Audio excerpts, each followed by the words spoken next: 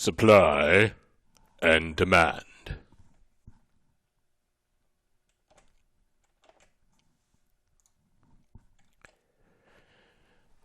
Supply and demand is about markets and prices, right? We live in this world full of markets and prices, stock markets, food markets, fish markets, you name it. I guess food are fish. But markets that buyers and sellers, right? Lots and lots of buyers and sellers. And we decide what to buy by looking at the products and looking at their prices or looking at the stock and the companies and its price. And we make decisions. Okay, markets. A couple reminders here that what we're talking about are these markets where there's lots of buyers and lots of sellers. So many buyers and so many sellers that nobody can influence the market by themselves. Okay, so we're not talking about Google. We're not talking about Skippy. We're not talking about anything that we don't have lots and lots of buyers and lots of sellers. We need competition for these markets to work. Competition among the buyers and competition among the sellers. And for these markets to work, there has to be good information. There has to be enough knowledge that the buyers and the sellers know what they're getting. So it's not like the used car market where they tell you, you know, a grandma drove this car to church once a week and that was it. And then you buy it and you find out that it was rolled a couple times and it's been in 6 accidents and never had its oil changed. Okay? You have to understand what you're getting, what you're buying, and what you're selling. Nobody in this world sells a Picasso at a garage sale for $5 because they didn't know it was a Picasso. We call these perfectly competitive markets. Okay? Goes back, if you've had 102, if you had micro, then you know what perfect competition is. The supply and demand are for perfectly competitive markets. It doesn't mean that these graphs, this method, this model, isn't helpful in other kinds. Okay? We use this model to tell us what goes on in a monopoly, even though monopoly is hardly a competitive market. But the basic, when we say there's equilibrium, that's perfectly competitive. And then other forms of competition or lack of competition are going to bend the model, and we understand how that works. We need to talk about it. Okay, so if there's supply and demand, there must be demand and supply. So let's start by talking about demand. Demand has certain parts. Part number 1 is willing. To have a demand for something, you must be willing to buy it. So I have a demand for Metallica music. Or at least I'm willing to buy Metallica music. I'm willing to buy a Ferrari. I'm not willing to buy Barry Manilow songs. I'm not. Okay? So potentially I have a demand for the two things on the left-hand side of the screen. There's no potential for me to have a demand on the right side of the screen. Going with willing is able. So I have to be both willing and able. I'm willing and able to buy Metallica music, and I own it, lots of it. I'm willing to buy that Ferrari for the $1 million it would cost. I'm not able. I'm willing, but I'm not able. I'm able to buy Barry Manilow songs. I'm not willing. And then the third part of this is at the price. So if Metallica songs go up to $10 a piece, I'm not buying them for $10 a piece. If that Ferrari goes on sale for $25,000, I'm there. I'm both willing and able. If I go on Amazon to buy a Metallica song for 99 cents, and they offer me all of Barry Manilow's songs he's ever written for 99 cents, I'm still not buying it. Okay? So it's all about willing and able at a price.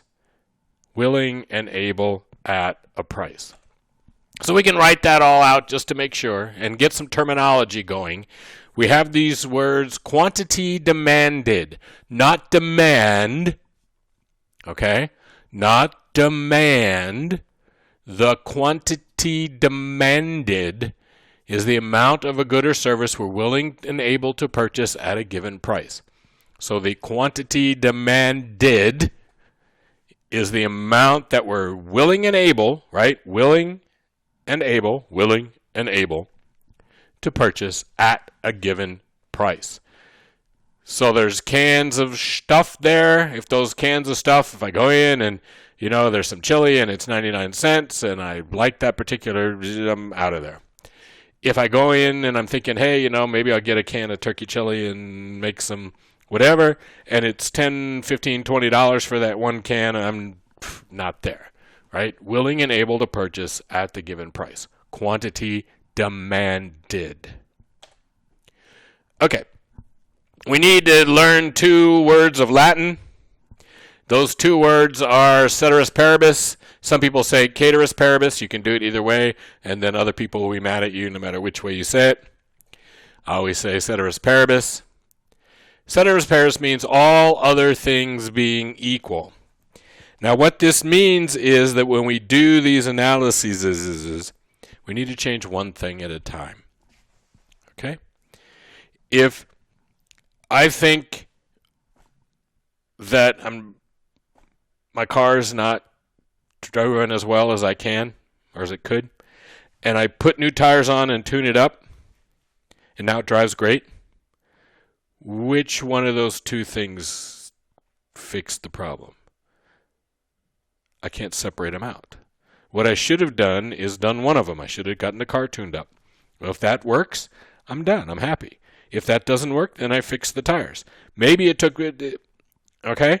But if I do 2 things at once, if I'm trying to see how well my car brakes, and I slam on the brakes and downshift at the same time, I'm not really isolating the brakes because I did something else. So we change one thing at a time. Okay? It's what your doctor does because practicing medicine, right? They don't actually know what's wrong with you. But they think they know what's wrong with you, so they change one thing at a time and see what happens. If they change 5 things at a time and put you on 3 drugs and they don't know what fixed the problem. You have to change one thing at a time. Ceteris Paribus. So, we have the law of demand. Economists always walk around and start our phrases by saying, Ceteris Paribus. Okay? The law of demand says, Ceteris Paribus. In other words, nothing else changing. We change one thing at a time. The higher the price of a good, the smaller is the quantity demanded. So if we only change the price, we leave everything else about the good the same, and we just change the price.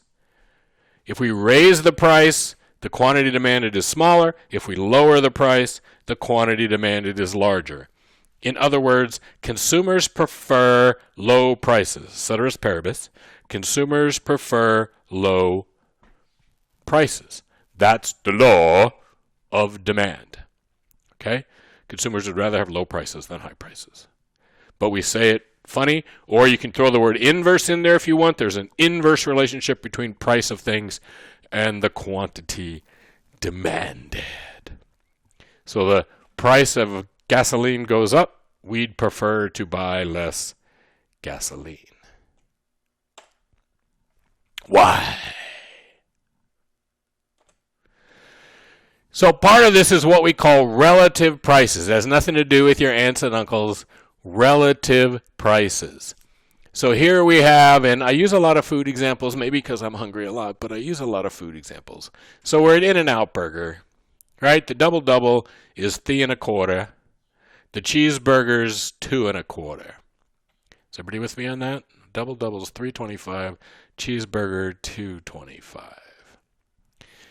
So one double-double is equal to 1.44 cheeseburgers. Is that exciting? 325 divided by 225 is 1.44. So one double-double equals 1.44 cheeseburgers. That's the relative price. So if somebody says to you, what's the price of the double-double? You can say 325, or you can say 1.44 cheeseburgers. Yes. Now, hopefully you like the double-double twice as much as you like the cheeseburger. So 1.44 is a good deal when you like it twice as much. Okay? Now, suppose the double-double goes up to $4 and the cheeseburger is up to $2.50. So they're raising their prices. Let's suppose that they raise their prices. Double-double is now $4. Cheeseburger is now $2.50. Okay? Simple. What just happened? Well, take $4 and divide it by $2.50, and you get 1.6 cheeseburgers. Okay? So not only did both prices go up, but relatively speaking, right? The relative price is the price of one thing in terms of another. So relatively speaking, that double-double just got more expensive. It used to be less than 1.5 cheeseburgers to buy a double-double. Now it's more than 1.5 cheeseburgers to buy a double-double. So when double-double goes up to 4 and cheeseburger goes up to $2.50, they both went up in absolute price, but in relative price, the double-double went up more than the cheeseburger. And maybe now the cheeseburger is a better bargain than it was before. And some people are going to choose to buy cheeseburger instead of double-double. Okay? The cheeseburger is relatively cheaper than it was before. The double-double is relatively more expensive than it was before. All right. Two things happen here. One is what we call the substitution effect. When something becomes relatively more expensive, human beings, again, we like low prices.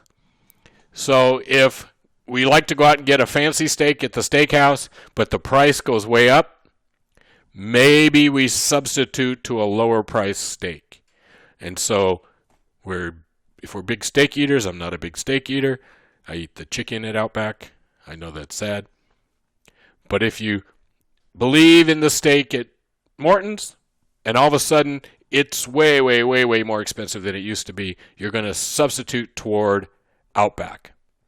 If you go to Chipotle because you like tacos and you go eat the tacos at Chipotle and they get to be more expensive and Chipotle really raises the price, maybe you're at Del Taco or somewhere else and you can get a cheaper taco. Okay? Substitution effect. We move away from high prices and toward low prices. But something that's really important to understand, there is no difference between prices going up and your income going down. If the price of everything goes up 10%, that's the same as if your income went down 10%. Yes? Do we see that? If the price of everything I buy goes up by 10%, that's no different than if my income had fallen 10%. So when the price of gas goes up, I'm not only going to buy less gas, but maybe I go out to eat less. Maybe I turn up my thermostat to try to cut my power bill. I do other things because that increase in the price of gas has essentially lowered my income. So I adapt, I change what I do because there's both an income effect and a substitution effect. The price of gasoline goes up, I try to buy less gasoline. The price of gasoline goes up, that's the same as if my income went down. And not only am I going to buy less gasoline, but there's other things in the world I'm going to buy less of because my income has effectively gone down. Okay? Think about that. All right. How do we get a demand curve? Well, it's really simple, and I don't know why we even spend so much time on it, but we do. We have what's called a demand schedule, and all you do is you take a price. Okay, so uniforms cost $100. That's our price. We ask each superhero how many they're going to buy this year, and we get 4 and 3 and 2 and 1 and 0. And we add it up and get 10. And that's how we do demand. Each price, we find out from each consumer how much they're going to buy at that price and add those up. Simple? Simple.